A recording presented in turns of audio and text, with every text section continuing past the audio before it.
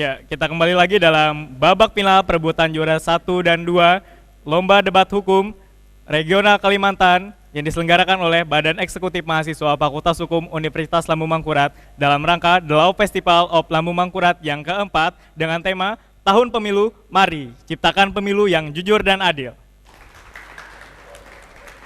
Ya. Bersama-sama telah kita saksikan babak pertama perdebatan antara tim pro dan kontra, bahwasanya mosi kita pada hari ini adalah 20% ambang batas suara parpol mengajukan calon presiden. Nah, di babak kedua ini akan lebih menarik lagi karena akan ada interupsi masing-masing tim yang akan dipandu oleh moderator. Interupsi maksimal dilakukan 3 kali dan dilakukan hanya bisa setelah menit kedua. Paham? Paham? Ya, beri tepuk tangan yang meriah untuk kedua belah tim. Ada. Langsung saja saya berikan kesempatan kepada pembicara kedua dari tim pro, 8 menit dari sekarang saya persilakan. Baik, terima kasih banyak moderator, ketiga dewan juri yang saya hormati dan rekan-rekan kontra yang saya cintai. Berangkat dari kerangka argumentasi saudara yang mengatakan bahwa pasal 9 inkonstitusional terhadap pasal 6A ayat 1 dan 2. Di sini saudara harus meninjau, mengkaji lebih dalam lagi. Pasal yang inkonstitusional itu seperti apa? Karena jelas-jelas di sini dalam pasal 5 mengatakan bahwa tata cara pelaksanaan pemilihan presiden dan wakil presiden lebih lanjut diatur dalam undang-undang, dan itu tertuang dalam Undang-Undang Nomor 42 Tahun 2008 tentang pemilihan umum presiden dan wakil presiden. Kemudian mengenai mengenai undang-undang memang sebagai dasar acuan kita sebagai aturan pelaksanaan perundang-undangan lainnya. Tetapi yang perlu harus kita ingat bahwa dengan parliamentary threshold, presidensial threshold itu bukan berarti membatasi hak politik warga negara. Karena jelas-jelas dalam pasal 28 kemerdekaan berserikat dan berkumpul mengeluarkan pikiran dengan lisan dan tulisan sebagaimana ditetapkan undang-undang, dan itu tertuang dan itu diwujudkan melalui partai politik. Apakah orang-orang yang di partai politik bukan rakyat? Seperti Anda katakan bahwa itu bertentangan dengan pasal 1 dan 2, bahwasanya presiden dan wakil presiden dipilih dalam satu pasangan secara langsung oleh rakyat. Apakah orang-orang yang termasuk dalam partai politik bukan rakyat? Jadi itu yang perlu digarisbawahi. Kemudian berbicara masalah sistem presidensial di Indonesia, kita kan mengetahui bahwa di Indonesia menganut sistem presidensial. Manakala partai politik menjamur, melahirkan partai-partai politik kecil yang baru, yang kemudian komparasikan dengan sistem multipartai, kemudian menyebabkan Indonesia menjadi penyelenggara dengan jumlah kontestan terbanyak. Bandingkan dengan Amerika Serikat. Ketika Amerika Serikat hanya memiliki 2 partai yang menjadi pertonase demokrasi di negara-negara maju. Interupsi. Ya, sebentar ada interupsi, silakan. Ya, terima kasih atas waktunya. Lagi-lagi berbicara presidensial threshold, pengurangan jumlah partai. Ini logikanya di mana, nyambungnya di mana? Sementara yang untuk mengurangi jumlah partai itu adalah parliamentary threshold, bukan presidential threshold. Terima kasih. Ya, terima kasih. Ya, katanya adalah presiden bukan parliamentary threshold tapi presiden threshold. Bagaimana tanggapan saudara? Oke, terima kasih saudara saya. Bahwasanya apabila kita berbicara mengenai parliamentary threshold, tentunya kita berbicara juga mengenai presidential threshold. Apa benar? Iya kan? Karena ditetapkannya ambang batas 20% adalah yang bermaksud adalah untuk yang pertama adalah jika dihapus maka berakibat pada sistem presidensial kita tidak kuat, karena penyerahan presiden dan loyalitas menteri berorientasi ke partai yang mendukungnya dari partai ke presiden. Kemudian tanpa presidensial threshold maka banyak kepentingan dan kekuatan mayoritas partai yang menguasai parlemen sehingga melahirkan presiden minoritas. Hal ini penting mengingat presidensial threshold ini merupakan alat menentukan sebagai rule of the game di pemilu yang akan datang. Kemudian tanpa ambang batas yang cukup tinggi pada pencalonan presiden dan wakil presiden, maka akan kecenderungan koalisi dengan politik dagang sapi meningkat. tanpa ada pembatasan ambang batas yang cukup tinggi, maka parpol-parpol kecil dengan mudah melaksanakan politik dengan sebentar ada interupsi, silakan. Oke, mungkin saudara harus memahami kembali apa itu parliamentary threshold dan presidential threshold. Ketika berbicara presidential threshold, maka yang diminimalkan adalah calon, bukan partai. Nah, ya. Terima kasih saudara. Sebentar, dia bilang Anda harus lebih memahami. Bagaimana tanggapan saudara? Ini sebenarnya parliamentary threshold ini merupakan kajian-kajian kami selama ini. Manakala kita berbicara parliamentary threshold, yaitu pembatasan jumlah partai politik, tentunya melalui parliamentary threshold ini akan menunjukkan partai-partai mana yang lolos. Kemudian partai-partai yang lolos kemudian akan mengajukan calon presidennya dan calon wakil presidennya melalui presidential threshold. Manakala jumlah partai yang begitu banyak kemudian mencalonkan presidennya masing-masing, apakah itu tidak akan merepotkan rakyat Indonesia ke depan? Silakan lanjutkan. Iya. Oke.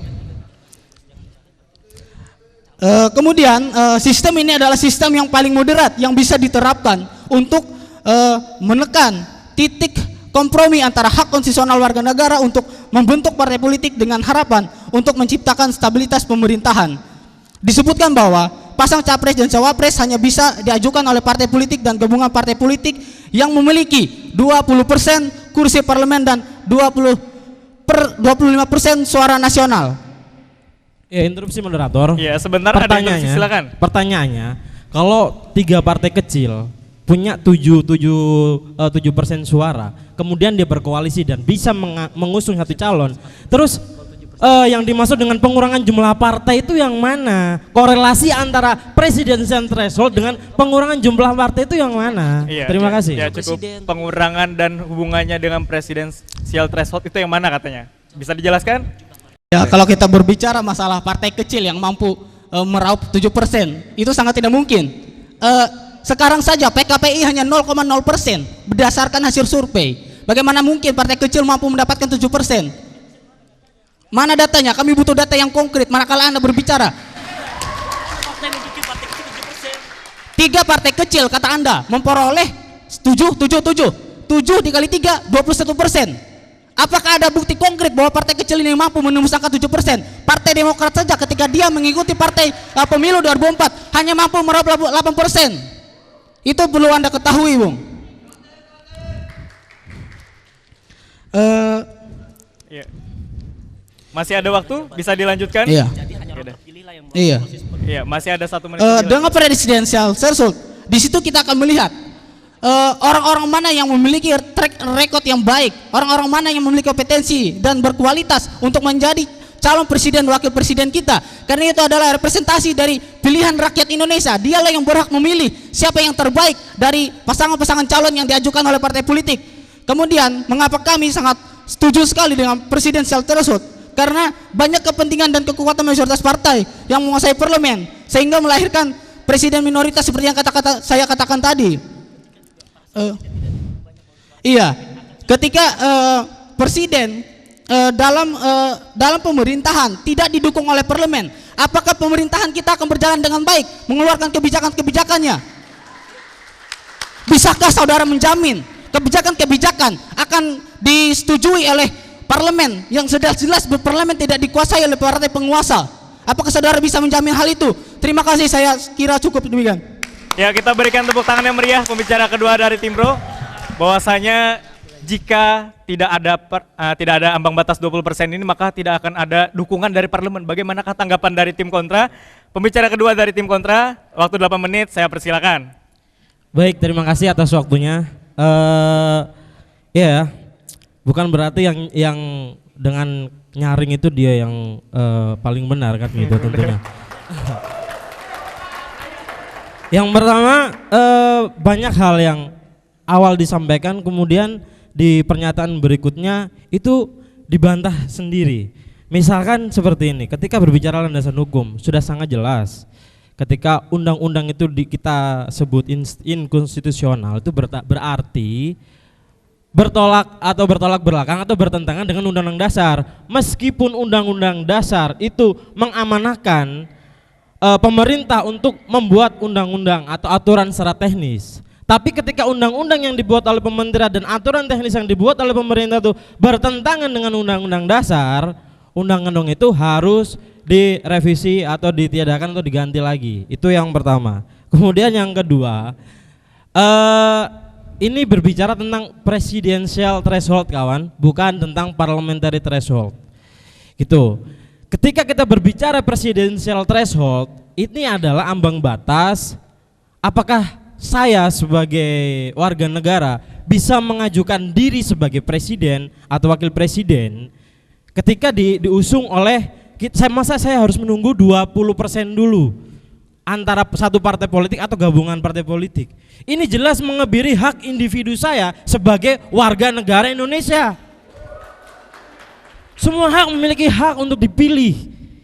Dan memilih itu hak pribadi, hak asasi. Kami sebutkan lagi dalam Undang-Undang Dasar Negara Republik Indonesia pasal 27 ayat 1 menyebutkan bahwa ada hak untuk hidup di situ.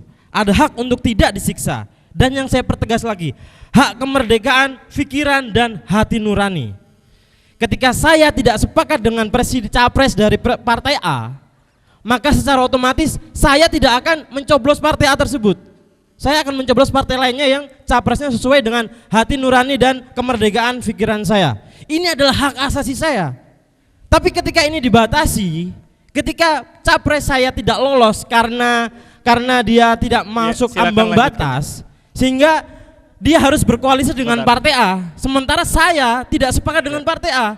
Berarti partai itu melakukan pelanggaran. Ya, sebentar dulu ada interupsi sebagai individu. Terima kasih. Silakan. Ketika bicara tentang hak, dan hak itu sudah ketika semua orang berjujur, saya mau jadi presiden, saya ingin jadi presiden. Apakah itu tidak akan menimbulkan nanti adanya konflik horizontal ketika calon presiden makin banyak? Kan pasti ada punya pendukung-pendukung masing-masing. Kisruh terjadi. Apa enggak makin banyak konflik-konflik horizontal antar masyarakat pendukung-pendukung calon presiden tersebut? Terima kasih. Ya, akan menimbulkan banyak konflik. Bagaimana tanggapan saudara? Ya, terima kasih. Sebenarnya kalau kawan-kawan paham tentang kepartean, nggak akan mungkin kalau partainya 20 kemudian muncul capresnya itu sampai 30 kan gitu. Logikanya seperti itu. Capres idealnya adalah muncul dari partai. Jadi tidak semua orang dengan serta-merta ini hak individu saya, sementara dia tidak pernah melakukan kegiatan politik, kemudian dia ujuk-ujuk ingin menjadi capres.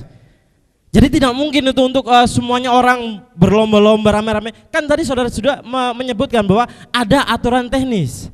Iya kan? Ketika aturan itu ada, itulah cara-cara tata caranya. Tapi ketika tata cara itu bertentangan dengan undang-undang dasar, maka tata cara itu harus diganti, harus ditiadakan. Itu yang berikutnya. Kemudian mengenai tentang saudara tadi menyebutkan ini adalah kepentingan politik. Justru kalau presidensial threshold ini ditetapkan, ini adalah kepentingan partai politik, partai-partai besar. Karena dia ngerasa besar, dia ngerasa partai-partai kecil yang kemungkinan mereka memiliki capres yang lebih kuat. Sebentar ada interupsi. Sebentar ada interupsi. Oke, kalau Anda bicara partai besar yang memiliki kepentingan, kenapa partai kecil yang menggugatnya ke Mahkamah Konstitusi? Ketika Anda bilang tadi yang memiliki kepentingan partai besar, toh yang menggugat pasal ini adalah partai-partai kecil. Makasih. Iya. Yang menggugat adalah partai-partai kecil. Iya. Bagaimana tanggapan saudara? Makanya itu kawan, yang menggugat adalah partai kecil karena yang dikebiri adalah haknya partai kecil. Jelas kan?